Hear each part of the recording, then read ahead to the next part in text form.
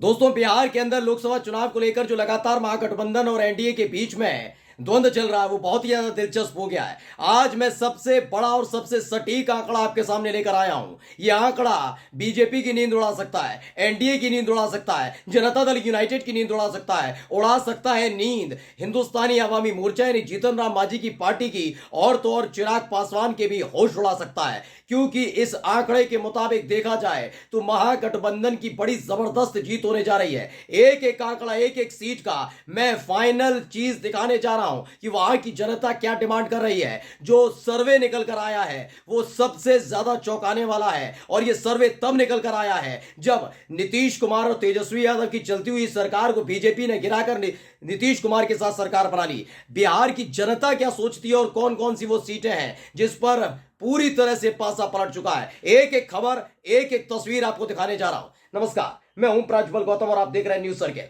आप तमाम news channel के लगातार आंकड़े देख रहे होंगे, लेकिन जो अंदर खाने से न्यूज सर्किल की रिपोर्ट निकल कर आई है, हम ग्राउंड रिपोर्ट में अपने पत्रकारों से, अपने संवाददाताओं से जो लगातार सर्वे करा रहे हैं, उसकी बहुत बड़ी रिपोर्ट निकल कर आई है। और ये खबर एनडीए के लिए किसी झटके से कम नहीं है। सबसे पहले मैं आपको बताऊंगा 2019 में क्या हुआ था। तो 2019 का जरा आंकड़ा देख लीजिए। 17 सीटों पर लड़े थे जनता दल यूनाइटेड, बीजेपी, लोक जनशक्ति पार्टी, और ये तमाम दल अलग अलग तरह से लड़े थे। उस समय आरजेडी का खाता तक नहीं खुल पाया था। जी हां, लालू प्रसाद यादव की पार्टी का खाता तक नहीं खोल पाया था। उस वक्त आलोचना की जा रही थी तेजस्वी यादव की कि बेटा नए नए हो, राजनीति सीखो, लो पिता की आपने पार्टी डुबो दी, ये कर दिया वो कर दिया। शून्य पर सिमट कर रह गई थी आरजेडी। 17 सीटें बीजेपी ने जीती थी, 17 में से 16 सीटें जनता दल यूनाइटेड ने जीती थी, लोक जनशक्ति पार्टी ने 6 सीटें जीती थी। कुल मिलाकर एनडीए के खाते में 39 यानी 39 सीटें गई थी। 40 में से 39,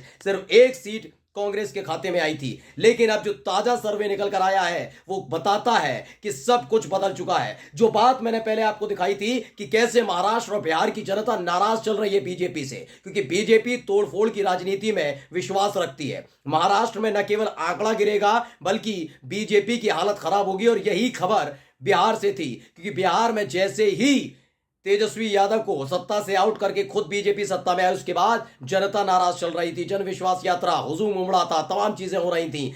मोदी जी की 2 रैली होती हैं और दोनों रैली में इतनी भीड़ जमा नहीं होती। जहां अकेले इंडिया गठबंधन की, खासकर कहा जाए तो आरजेडी की महागठबंधन की रैली में भीड़ इकट्ठा हो जाती है गांधी मैदान में पटना में। और उसी के बाद ये सर्वे कराया गया, और देखिए सर्वे ने क्या कुछ कहा है, समझिएगा सर्वे के जरिए।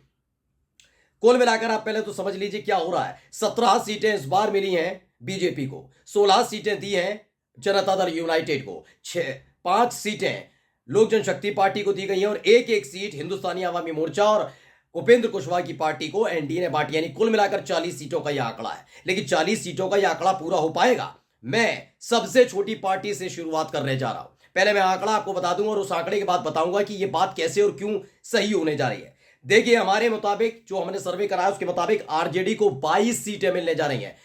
जो महागठबंधन चुनाव लड़ रहा है उसमें 40 में से 26 सीटों पर अकेली राष्ट्रीय जनता दल चुनाव लड़ रही है, यानी आरजेडी के प्रत्याशी उतरेंगे। महागठबंधन की फाइनल लिस्ट थी जिसमें 26 सीट, 26 में से 22 सीटें पूरी तरह से सेफ हो गई हैं आरजेडी के खाते के लिए। कई सीटों पर कांटे की टक्कर है, उल्टा सीधा इधर उधर हो सकता है, लेकिन हम सटीक बताएंगे। हम ये नहीं कहेंगे 23, 24, 25, 26 नहीं, 22 सीटें आरजेडी जीतने जा रही है। 9 सीटों पर कांग्रेस लड़ रही है जिसमें से 7 सीटें फाइनल है। अभी हाल ही में मुकेश सहनी भी इस महागठबंधन का हिस्सा मिले, 3 सीटें फाइनल हुई, जिसमें से वीआईपी तीनों सीटें जीतने जा रही है, क्योंकि लगातार प्रचार दोनों तरफ से हो रहा है। सीपीआई और सीपीएम दोनों मिलकर 2 सीटें जीतने जा रहे हैं। कुल मिलाकर अगर आंकड़ा महागठबंधन का देखा जाए तो यह हो जाता है 34। अब बची 6 सीटें, जिसमें से बीजेपी के खाते में 3 सीटें आने की उम्मीद है, जनता दल यूनाइटेड के सिर्फ 2 सीटों पर सिमटने की तैयारी है, और लोक जनशक्ति पार्टी रामविलास यानी चिराग पासवान की पार्टी जीतेगी, शून्य पर नहीं अटकेगी, लेकिन 1 सीट पर सिमट कर रह जाएगी। यह खबर निकल कर आई है। अब आप समझिए ये हो कैसे रहा है। सबसे पहले मैं उपेंद्र कुशवाहा की पार्टी से शुरू करूंगा। उन्हें काराकाट से सीट मिली, अपना प्रत्याशी उतारा, लेकिन इन सब के बीच सारा खेल बिगाड़ दिया बीजेपी के एक नेता ने। वो नेता कौन? पवन सिंह। पवन सिंह वही जिन्हें पश्चिम बंगाल के आसनसोल से लड़वाया जा रहा था, लेकिन उन्होंने कहा नहीं लड़ूंगा, मैं लड़ूंगा आरा से। बीजेपी ने टिकट नहीं दिया, आरके सिंह को टिकट दे दिया, और इन सब के बीच अब उन्होंने बगावत करते हुए पवन सिंह, जो भोजपुरी के महान स्टार और बड़े अभिनेता कहे जाते हैं, उन्होंने काराकाट से निर्दलीय चुनाव लड़ने का ऐलान कर दिया। यानी उपेंद्र कुशवाहा की यहां पर सीट फंसती नजर आ रही है। अब देखिए कैसे कैसे टिकट कट रही है, सीटें जा रही हैं। निर्दलीय भी जीत सकते हैं, इसमें पवन सिंह हो सकते हैं, वो बाद में महागठबंधन को ज्वाइन कर सकते हैं। पवन सिंह ने मुश्किलें बढ़ा दी काराकाट से, यानी एनडीए का एक बड़ा साथी बड़ी संकट में है। दूसरी खबर है गया लोकसभा सीट से एक सीट और मिली, तो हिंदुस्तानी आवामी मोर्चा को मिली थी एनडीए में। हाल ही में मैंने आपको दिखाया कि गया सीट पर, लोकसभा सीट पर लगातार दावा जो ठोक रहे थे जीतन राम मांझी खुद चुनाव लड़ रहे हैं। वो गांव में जाते हैं, पत्ते खेल रहे हैं, लोग उनसे मिलना नहीं चाहते। वो जब वो अपनी समदन के इलाके में जाते हैं जहाँ से उनकी समदन और हमारे हिंदुस्तानी आवाम मोर्चा की जो नेता है वो खुद विधायक हैं ज्योति मांझी, उनके इलाके में जाते हैं तो लोग चोर चोर और मुर्दाबाद के नारे लगा देते हैं। यानी गया में जबरदस्त विरोध जीतन राम मांझी का हो रहा है, यानी 2 सीटों पर हार पक्की नजर आ रही है। अब आ जाइए और सीटें।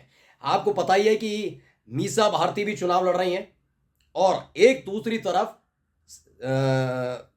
चुनाव लड़ रही हैं उनकी दूसरी बेटी यानी लालू प्रसाद यादव की रोहिणी आचार्य को लेकर खुद माहौल बनाने का काम सम्राट चौधरी ने कर दिया। आपको हाल ही में याद होगा सम्राट चौधरी ने एक बयान दिया था और उस बयान ने नया बवाल खड़ा कर दिया। तो रोहिणी आचार्य सारण सीट से चुनाव लड़ रही हैं। इस बीच सम्राट चौधरी ने ऐलान कर दिया कि लालू प्रसाद यादव ने अपनी बेटी को नहीं बख्शा और टिकट बेचने में माहिर है, इसलिए पहले रोहिणी आचार्य से किडनी ली और उसके बाद टिकट दी। इससे माहौल बदल गया और सम्राट चौधरी का यह बयान बीजेपी के लिए गले की हड्डी बन गया। माना जा रहा है सारण सीट पर बिल्कुल एक तरफा चुनाव होने जा रहा है, नहीं एक सीट और उनकी जा रही है। अब बात आती है मीसा भारती की पाटलिपुत्र से। इस चेहरे को उतार कर भी लालू प्रसाद यादव ने, यूं कहा जाए आरजेडी ने बाजी मार ली है। ये एक और सीट है जिस पर आराम से जीत दर्ज होने जा रही है। वहीं रविशंकर प्रसाद का विरोध हो रहा है खुद बीजेपी के अंदर, जो पटना साहिब से लड़ रहे हैं। इसके अलावा आप जाकर देख लीजिएगा बेगूसराय से भी हालात यही हैं। बेगूसराय में गिरिराज सिंह का विरोध हो रहा है, यानी 2 सीटें उनकी वहां से जाने वाली हैं। एक सीट जो बक्सर सीट पर अश्वनी चौबे जीते थे, 2019 में मंत्री बने थे मोदी कैबिनेट में, वहां से अश्वनी चौबे ने जो बयान दिया उसके बाद माना जा रहा है अश्वनी चौबे खुश नहीं है और एक बड़ी बगावत की चिंगारी फूकी थी। यानी मिथिलेश तिवारी की जीत भी खटाई में पड़ सकती है। जो आंकड़ा मैंने आपको दिखाया एक बार फिर से नजर डाल लीजिएगा और नोट करके रख लीजिएगा। जब नतीजे आएंगे ये लमसम यही नतीजा आपके सामने होगा। 22 सीटें आरजेडी जीतेगी, कांग्रेस 7 सीटें जीतेगी, वीआईपी 3, सीपीआई सीपीएम 2, बीजेपी के 3 नेता हैं जो जीत सकते हैं चुनाव। जनता दल यूनाइटेड के 2 नेता जो 2 प्रत्याशी जीत सकते हैं। लोक जनशक्ति पार्टी रामविलास का जो मैं जिक्र कर रहा था उसमें इनके पहले 6 सांसद चुनाव जीते थे, लेकिन माना जा रहा है सिर्फ इस बार सिर्फ चिराग पासवान चुनाव जीत सकते हैं। मैं खुलकर कहता हूं चिराग पासवान हाजीपुर से चुनाव लड़ रहे हैं, अच्छा कर रहे हैं, अच्छी फाइट कर रहे हैं, वो चुनाव जीत सकते हैं। लेकिन कुल मिलाकर देखिए 3 2 5 6 केवल 6 सीटें एनडीए के खाते में आने जा रही हैं।